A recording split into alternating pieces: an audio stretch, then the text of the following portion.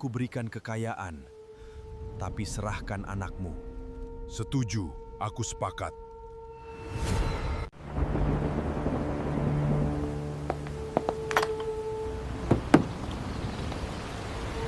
Aku sepakat.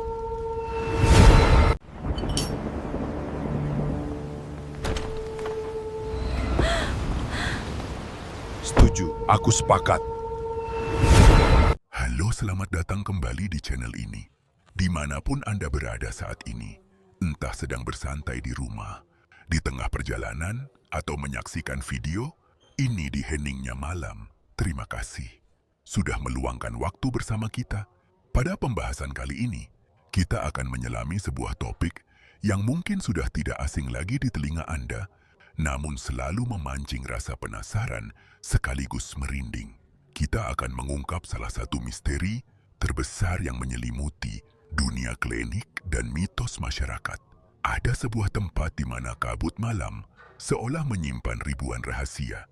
Tempat yang selama puluhan tahun selalu dibicarakan dengan nada berbisik, seolah jika namanya diucapkan terlalu keras, bayangan hitam dan aura dingin akan datang mendekat. Dalam benak masyarakat, kawasan pegunungan yang melegenda ini sering dikaitkan dengan satu kata yang mengerikan, pesugihan. Cerita-cerita horor yang beredar dari mulut ke mulut selalu memiliki pola yang sama. Katanya, siapa saja yang terdesak utang atau jatuh miskin bisa datang ke tempat ini untuk membuat perjanjian gelap. Harta melimpah, modal usaha yang tak pernah habis, serta kekayaan instan dijanjikan datang dalam waktu singkat. Namun, cerita itu selalu diakhiri dengan syarat mematikan, sebuah tumbal. Nyawa dibayar harta, ketenangan ditukar penderitaan. Namun, benarkah semua kisah seram yang selama ini kita dengar itu nyata? Apakah ada perjanjian gaib yang benar-benar terjadi di pegunungan tersebut? Ataukah selama ini kita hanya menyaksikan panggung ilusi besar, tempat keputusasaan manusia dimanipulasi oleh mitos dan ketakutan? Untuk memahami kebenarannya, kita harus melihat dari mana semua kisah ini bermula. Secara sejarah dan fakta di lapangan, kawasan yang sering dijuluki pusat pesugihan ini sebenarnya adalah area pesarian atau tempat persemayaman para tokoh bangsawan dan pejuang masa lalu. Tempat ini dibangun sebagai bentuk penghormatan dan situs ziarah spiritual. Sejak awal, tradisi di tempat ini berakar pada nilai-nilai kebaikan, mendoakan para leluhur, memohon kelancaran rezeki kepada Tuhan Yang Maha Esa, serta introspeksi diri. Tidak ada ajaran asli, inskripsi tua, atau ritual resmi yang mengajarkan penyembahan kekuatan gelap, apalagi menyerahkan tumbal. Para pengelola dan juru kunci situs tersebut dari generasi ke generasi selalu menegaskan hal yang sama. Tempat ini adalah tempat berdoa, bukan tempat bertransaksi dengan iblis. Lantas bagaimana sebuah lokasi ziarah bisa berubah citra menjadi tempat yang dianggap paling mengerikan? Jawabannya terletak pada apa yang terjadi di luar gerbang situs tersebut, di balik keputusasaan manusia yang mencari jalan pintas. Ketika roda kehidupan berada di titik terendah, akal sehat manusia sering menjadi rapuh. Tekanan ekonomi, kejaran utang, dan rasa malu sosial dapat merusak daya pikir kritis seseorang. Dalam kondisi seperti inilah, mitos tentang pesugihan mulai bekerja sebagai perangkap. Disinilah kisah Gunung Kawi mulai memasuki babak yang paling menarik. Di tengah kabut, pepohonan tua, serta suasana yang tenang, lahirlah beragam cerita yang terus berkembang dari generasi ke generasi. Sebagian berasal dari pengalaman pribadi, sebagian lagi hanya cerita yang diwariskan dari mulut ke mulut hingga akhirnya dipercaya sebagai kebenaran. Konon, pada masa-masa tertentu, ada orang-orang yang datang bukan untuk berziarah atau berdoa, melainkan dengan harapan memperoleh kekayaan secara instan. Mereka percaya bahwa di balik sunyinya gunung, Kawi terdapat kekuatan gaib yang mampu mengubah nasib seseorang dalam waktu singkat. Dari sinilah istilah pesugihan Gunung Kawi semakin dikenal masyarakat. Cerita yang beredar pun semakin beragam. Ada yang mengaku melihat ritual dilakukan pada tengah malam. Ada pula yang bercerita tentang sosok berjubah hitam, suara gamelan tanpa sumber, hingga bayangan misterius di sela pepohonan. Namun hingga kini kisah-kisah tersebut lebih banyak hidup sebagai cerita rakyat yang sulit dibuktikan. Di sisi lain, para juru kunci dan pengelola kawasan ziarah berkali-kali menegaskan bahwa tujuan utama para peziarah adalah berdoa kepada Tuhan, mengenang jasa para leluhur, serta memohon keberkahan sesuai keyakinan masing-masing. Mereka juga menyayangkan citra Gunung Kawi yang sering dikaitkan dengan praktik-praktik mistis yang belum tentu pernah terjadi di lokasi tersebut. Lalu mengapa mitos pesugihan terus bertahan hingga sekarang? Jawabannya mungkin bukan semata-mata karena tempat itu, melainkan karena sifat dasar manusia yang selalu ingin menemukan jalan tercepat menuju kesuksesan. Ketika seseorang dihimpit kesulitan ekonomi, terlilit utang, atau kehilangan harapan, cerita tentang jalan pintas terdengar lebih menarik dibanding perjuangan. Panjang fenomena inilah yang kemudian dimanfaatkan oleh oknum tidak bertanggung jawab. Dengan mengatasnamakan ritual rahasia, mereka menawarkan janji kekayaan, keberuntungan, bahkan kesuksesan usaha. Tidak sedikit orang yang akhirnya menghabiskan uang, waktu, bahkan mengorbankan akal sehat demi mengejar harapan yang belum tentu nyata. Ironisnya, semakin misterius sebuah cerita, semakin cepat pula cerita itu menyebar. Media, film horor, hingga unggahan di media sosial ikut memperkuat citra Gunung Kawi sebagai tempat paling angker dan penuh pesugihan. Padahal, batas antara fakta sejarah, pengalaman pribadi, dan cerita yang telah dibumbui imajinasi seringkali menjadi kabur.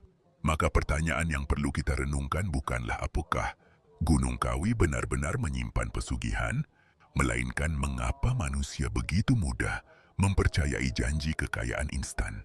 Sebab dalam banyak kasus, yang paling berbahaya bukanlah tempatnya, melainkan ketika rasa putus asa mengalahkan logika dan membuat seseorang rela melakukan apapun demi mengejar harta. Pada bagian berikutnya kita akan membahas asal-usul munculnya mitos pesugihan Gunung Kawi dan bagaimana cerita tersebut berkembang hingga dikenal luas di Nusantara. Lalu, sejak kapan nama Gunung Kawi mulai identik dengan pesugihan? Tidak ada catatan sejarah yang dapat memastikan kapan istilah tersebut pertama kali muncul. Namun banyak peneliti budaya berpendapat bahwa citra itu berkembang perlahan melalui cerita rakyat, pengalaman pribadi yang sulit diverifikasi, hingga kisah-kisah yang terus bertambah dari satu generasi ke generasi berikutnya. Pada era ketika informasi belum mudah diakses seperti sekarang, cerita yang terdengar misterius lebih cepat dipercaya daripada diperiksa kebenarannya. Seseorang mengaku melihat kejadian ganjil, lalu cerita itu menyebar ke desa sebelah. Orang lain menambahkan versinya sendiri, hingga akhirnya lahirlah legenda yang dianggap sebagai kenyataan. Konon, ada cerita mengenai seorang pedagang yang datang ke Gunung Kawi dalam keadaan bangkrut. Setelah beberapa tahun, usahanya berkembang pesat dan ia menjadi kaya raya. Kabar itu kemudian menyebar luas. Sayangnya, masyarakat lebih tertarik menghubungkan keberhasilannya dengan ritual gaib daripada kerja keras atau peluang usaha yang mungkin turut berperan. Dari satu kisah inilah berbagai versi cerita pesugihan mulai bermunculan. Lambat laun, muncul pula kisah-kisah yang lebih menyeramkan. Ada yang mengatakan seseorang harus menjalani laku tertentu selama berhari-hari. Ada yang menyebut adanya perjanjian dengan makhluk gaib. Bahkan beredar cerita mengenai tumbal yang harus dibayar ketika kekayaan telah diperoleh. Namun, semua kisah tersebut lebih banyak hidup sebagai cerita lisan yang tidak memiliki bukti sejarah maupun bukti empiris. Yang menarik, hampir setiap daerah di Indonesia memiliki cerita pesugihannya sendiri. Ada yang dikaitkan dengan gua, pohon besar, pantai selatan, hingga puncak gunung. Polanya hampir selalu sama, yaitu janji memperoleh kekayaan dengan cara yang dianggap tidak biasa. Hal ini menunjukkan bahwa legenda seperti ini bukan hanya melekat pada Gunung Kawi, tetapi merupakan bagian dari folklor di berbagai daerah. Di sisi lain, ribuan peziarah terus berdatangan ke Gunung Kawi setiap tahunnya dengan tujuan yang berbeda. Mereka datang untuk berdoa, mengenang tokoh yang dimakamkan di sana, mencari ketenangan batin, atau menikmati suasana pegunungan yang sejuk. Saya dirasa Gunung Seri adalah tempat refleksi, bukan tempat mencari kekayaan melalui jalan pintas. Perbedaan sudut pandang inilah yang membuat Gunung Kawi selalu diselimuti dua wajah. Di satu sisi dikenal sebagai situs sejarah dan budaya yang dihormati, sementara di sisi lain terus dibayangi berbagai cerita mistis yang membuat banyak orang penasaran. Lantas, apakah di balik semua legenda itu memang pernah terjadi praktik yang melahirkan cerita pesugihan? Ataukah semua itu hanyalah rangkaian kisah yang semakin besar karena terus diulang selama puluhan tahun?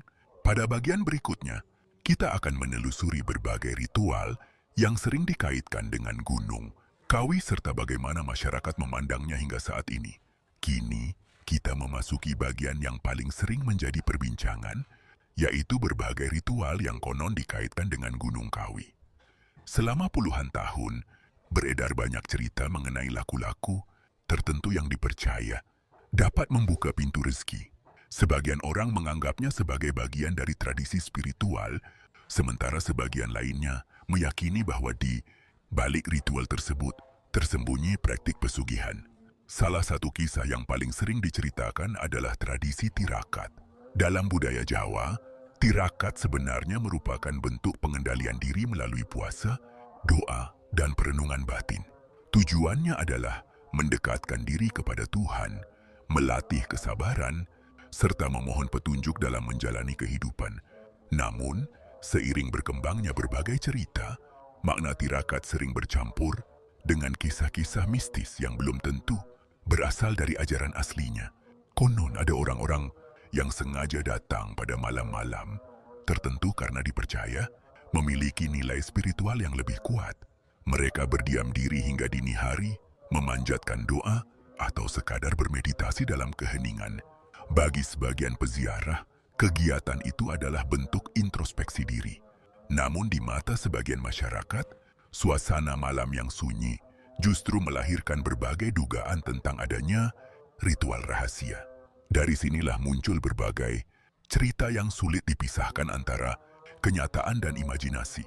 Ada yang mengaku melihat cahaya aneh di antara pepohonan. Ada yang merasa mendengar suara langkah kaki, padahal tidak ada seorang pun di sekitarnya. Ada pula yang bercerita mengalami mimpi yang dianggap sebagai pertanda setelah pulang dari Gunung Kawi. Pengalaman seperti ini sering menjadi bahan cerita yang terus berkembang, meskipun sangat bergantung pada pengalaman pribadi dan tidak dapat dipastikan kebenarannya. Dalam kajian psikologi, suasana yang gelap, sunyi, dan penuh sugesti memang dapat memengaruhi cara seseorang menafsirkan apa yang dilihat atau didengarnya. Ketika seseorang telah datang dengan keyakinan bahwa tempat itu angker, setiap suara dedaunan, embusan angin, atau bayangan pepohonan dapat terasa jauh lebih menyeramkan daripada keadaan sebenarnya. Karena itulah, kisah-kisah mistis di Gunung Kawi terus hidup hingga sekarang. Sebagian menjadikannya bagian dari warisan cerita rakyat yang menarik untuk didengar, sementara yang lain menganggapnya sebagai pengalaman spiritual yang bersifat pribadi. Apapun sudut pandangnya, tidak semua cerita yang beredar dapat dipastikan sebagai fakta sejarah. Lalu, jika sebagian besar kisah tersebut sulit dibuktikan, mengapa nama Gunung Kawi tetap menjadi simbol pesugihan yang paling terkenal di Indonesia? Apakah ada peristiwa tertentu yang membuat citra itu begitu kuat, ataukah semuanya hanyalah hasil dari cerita yang terus diwariskan selama puluhan tahun? Itulah yang akan kita bahas pada bagian selanjutnya. Salah satu alasan mengapa nama Gunung Kawi begitu melekat dengan cerita pesugihan adalah karena banyaknya kesaksian yang beredar di masyarakat. Hampir setiap orang yang pernah berkunjung ke sana seolah memiliki cerita yang berbeda. Ada yang pulang dengan perasaan damai, ada yang mengaku usahanya semakin lancar. Namun ada pula yang mengaku mengalami berbagai kejadian ganjil setelah kembali ke rumah. Semua kisah itu kemudian bercampur menjadi sebuah legenda yang terus berkembang hingga sekarang. Konon ada kepercayaan bahwa seseorang yang datang dengan niat tulus untuk berdoa akan memperoleh ketenangan batin. Sebaliknya, mereka yang datang hanya karena mengejar kekayaan instan, diyakini akan mudah terjebak oleh berbagai bujukan yang belum tentu membawa kebaikan. Kepercayaan seperti ini hidup dalam cerita lisan masyarakat dan diwariskan dari generasi ke generasi. Tidak sedikit pula beredar kisah mengenai orang-orang yang mengaku bertemu sosok misterius saat berada di kawasan Gunung Kawi. Ada yang menggambarkannya sebagai seorang kakek berpakaian serba putih, ada yang melihat bayangan hitam melintas di antara pepohonan, sementara yang lain mengaku mendengar suara langkah kaki ketika tidak ada siapapun di sekitarnya. Hingga kini, semua cerita tersebut tetap berada dalam ranah pengalaman pribadi dan tidak dapat dipastikan sebagai fakta. Di sisi lain, banyak peziarah justru menuturkan pengalaman yang sangat berbeda. Mereka datang, berdoa dengan khusyuk, lalu pulang tanpa mengalami kejadian apapun selain rasa tenang dan damai. Hal ini menunjukkan bahwa pengalaman setiap orang dapat berbeda, dipengaruhi oleh keyakinan, kondisi batin, maupun cara masing-masing memaknai perjalanan spiritualnya. Para pemerhati budaya Jawa juga mengingatkan bahwa tradisi ziarah memiliki tujuan utama untuk mengenang jasa para tokoh, mendoakan mereka, serta menjadikan perjalanan tersebut sebagai sarana introspeksi diri. Karena itu, tidak tepat jika seluruh identitas Gunung Kawi hanya dipandang dari sudut cerita pesugihan yang berkembang di masyarakat. Namun demikian, daya tarik misterinya memang sulit dipisahkan.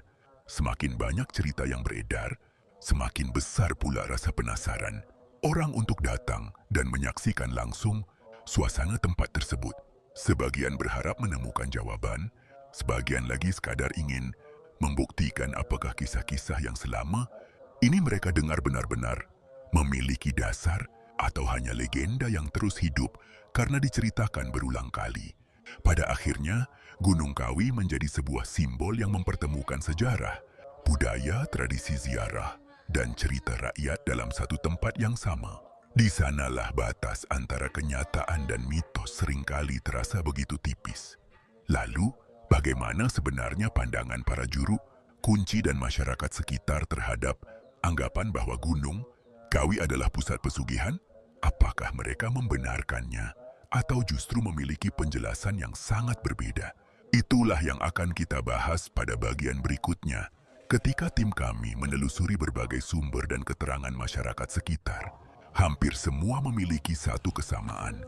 Mereka mengakui bahwa nama Gunung Kawi memang telah lama dikaitkan dengan berbagai kisah mistis. Namun ketika ditanya mengenai praktik pesugihan, jawabannya justru tidak sesederhana cerita yang beredar di masyarakat.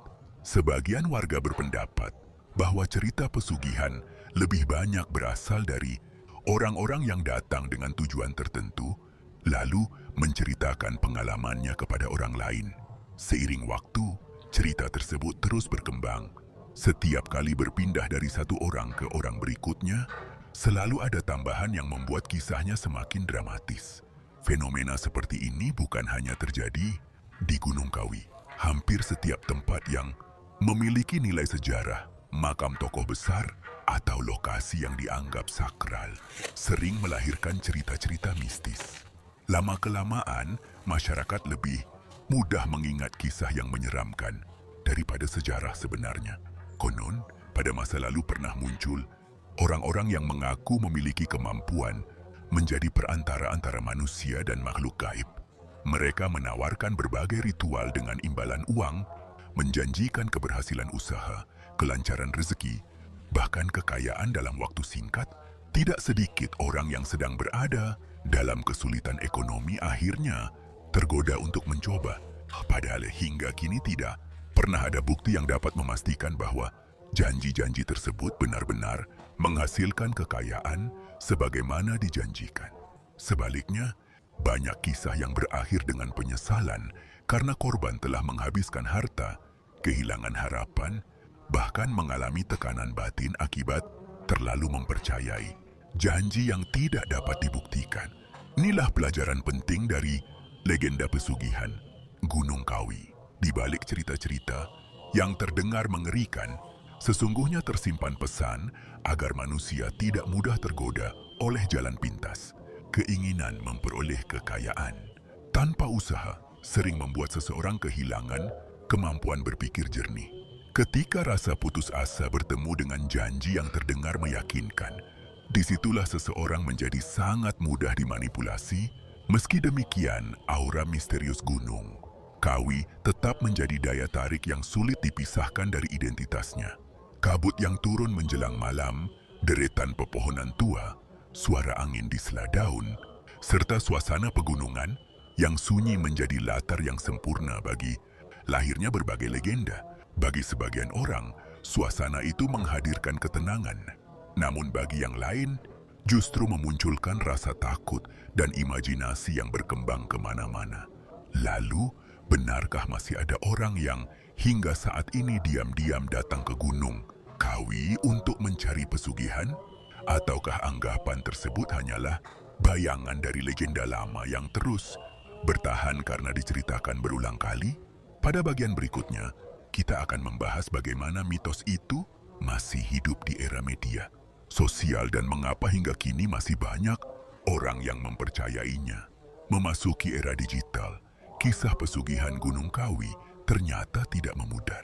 Justru sebaliknya, cerita-cerita lama kembali hidup melalui video, artikel media sosial, hingga forum diskusi di internet.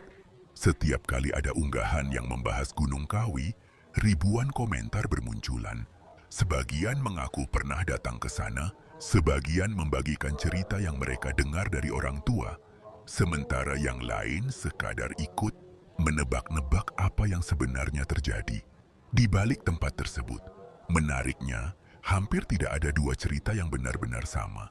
Ada yang mengatakan bahwa pesugihan hanya mitos yang dibesar-besarkan. Ada pula yang bersikeras pernah menyaksikan kejadian yang menurut mereka sulit dijelaskan dengan logika. Perbedaan inilah yang membuat misteri Gunung Kawi seolah tidak pernah menemukan titik akhir. Di kalangan masyarakat Jawa sendiri, banyak sesepuh mengingatkan agar siapa pun yang datang ke tempat ziarah selalu menjaga niat. Mereka menekankan bahwa tujuan utama ziarah adalah berdoa, mendoakan leluhur, serta memohon pertolongan kepada Tuhan Yang Maha Esa. Ketika niat bergeser menjadi keinginan memperoleh kekayaan secara instan, disitulah seseorang dinilai lebih mudah terpengaruh oleh berbagai cerita maupun bujukan yang belum tentu benar. Para pemerhati budaya juga menjelaskan bahwa legenda seringkali tumbuh karena perpaduan antara sejarah, pengalaman pribadi, dan imajinasi masyarakat. Semakin lama sebuah cerita diwariskan, semakin banyak pula unsur baru yang ditambahkan. Akibatnya, masyarakat sulit membedakan mana yang benar-benar berasal dari peristiwa nyata dan mana yang hanya menjadi bagian dari folklore. Meski demikian, tidak dapat dimungkiri bahwa suasana Gunung Kawi memang memiliki daya tarik tersendiri. Jalan yang menanjak, udara pegunungan yang sejuk, pepohonan rindang, serta kabut yang turun menjelang malam menciptakan suasana yang mudah membangkitkan rasa takjub sekaligus rasa penasaran. Bagi sebagian orang, suasana tersebut menghadirkan ketenangan batin. Namun, bagi yang telah datang dengan bayangan cerita-cerita horor, setiap sudut tempat itu dapat terasa jauh lebih mencekam. Mungkin, misteri terbesar Gunung Kawi bukanlah tentang ada atau tidaknya pesugihan. Misteri yang sesungguhnya adalah mengapa sebuah legenda mampu bertahan begitu lama, bahkan ketika zaman telah berubah, cerita terus diwariskan ditambah dikurangi, lalu diceritakan kembali hingga menjadi bagian dari ingatan kolektif masyarakat. Pada akhirnya, setiap orang bebas memandang Gunung Kawi dari sudut yang berbeda. Ada yang melihatnya sebagai situs sejarah dan budaya, ada yang menganggapnya sebagai tempat ziarah yang penuh nilai spiritual, dan ada pula yang tetap meyakini berbagai kisah mistis yang telah lama beredar. Terlepas dari semua itu, Satu hal yang pasti, nama Gunung Kawi akan selalu menjadi salah satu misteri paling terkenal di Nusantara karena di sanalah sejarah, budaya, kepercayaan, dan legenda bertemu dalam satu tempat yang sama. Namun sebelum kita mengakhiri pembahasan ini, ada satu pertanyaan yang mungkin masih tersisa di benak banyak orang. Jika Gunung Kawi hanyalah sebuah tempat ziarah yang memiliki nilai sejarah dan budaya, mengapa hingga hari ini kisah pesugihan masih terus diceritakan? Jawabannya mungkin terletak pada sifat manusia yang selalu tertarik pada sesuatu yang belum mampu dijelaskan sepenuhnya. Misteri selalu memiliki daya tarik tersendiri. Semakin sulit dibuktikan, semakin banyak orang yang ingin mengetahui kebenarannya. Dari rasa penasaran itulah berbagai cerita terus hidup, bahkan ketika bukti pendukungnya tidak pernah benar-benar ditemukan. Dalam perjalanan sejarah, banyak tempat di dunia mengalami hal serupa. Sebuah lokasi yang awalnya dikenal karena nilai sejarah atau spiritual lambat laun diselimuti legenda. Cerita itu berkembang diperkuat oleh pengalaman pribadi, kesaksian yang sulit diverifikasi, hingga karya sastra, film, dan media sosial. Gunung Kawi menjadi salah satu contoh bagaimana sebuah legenda dapat bertahan melintasi zaman. Bukan berarti semua cerita harus dipercaya, tetapi juga tidak berarti seluruh pengalaman orang lain harus diabaikan. Yang paling bijaksana adalah menempatkan setiap kisah pada porsinya. Cerita rakyat dapat dipandang sebagai bagian dari warisan budaya, sedangkan fakta sejarah tetap menjadi landasan utama dalam memahami tempat tersebut. Dari pembahasan ini, kita dapat melihat bahwa Gunung Kawi memiliki dua sisi yang berjalan berdampingan. Sisi pertama adalah sejarah tentang para tokoh yang dimakamkan dan tradisi ziarah yang telah berlangsung selama puluhan tahun. Sisi kedua adalah legenda pesugihan yang terus berkembang melalui cerita masyarakat. Keduanya sering bercampur sehingga sulit dipisahkan oleh orang yang baru pertama kali mendengarnya. Mungkin kita tidak akan pernah memperoleh jawaban yang benar-benar memuaskan mengenai asal-usul semua cerita tersebut. Sebab legenda memang tidak selalu lahir dari fakta, melainkan juga dari keyakinan, pengalaman, dan imajinasi manusia yang terus diwariskan dari generasi ke generasi. Yang terpenting, apapun kisah yang kita dengar, jangan sampai rasa penasaran membuat kita kehilangan akal sehat. Jangan mudah percaya pada siapa pun yang menjanjikan kekayaan instan atau menawarkan jalan pintas menuju kesuksesan. Dalam kehidupan nyata, rezeki tetap membutuhkan ikhtiar, kerja keras, doa, dan kesabaran. Demikianlah kisah mengenai misteri pesugihan Gunung Kawi yang hingga kini masih menjadi perbincangan. Apakah semua itu hanya legenda, pengalaman spiritual yang bersifat pribadi, atau ada sisi lain yang belum terungkap? Biarlah setiap orang menarik kesimpulannya sendiri berdasarkan pengetahuan, pengalaman, dan kebijaksanaannya. Terima kasih telah menyaksikan video ini hingga selesai. Semoga pembahasan kali ini dapat menambah wawasan, membuka sudut pandang baru, serta mengajak kita untuk selalu bijak dalam menyikapi setiap kisah yang beredar di masyarakat.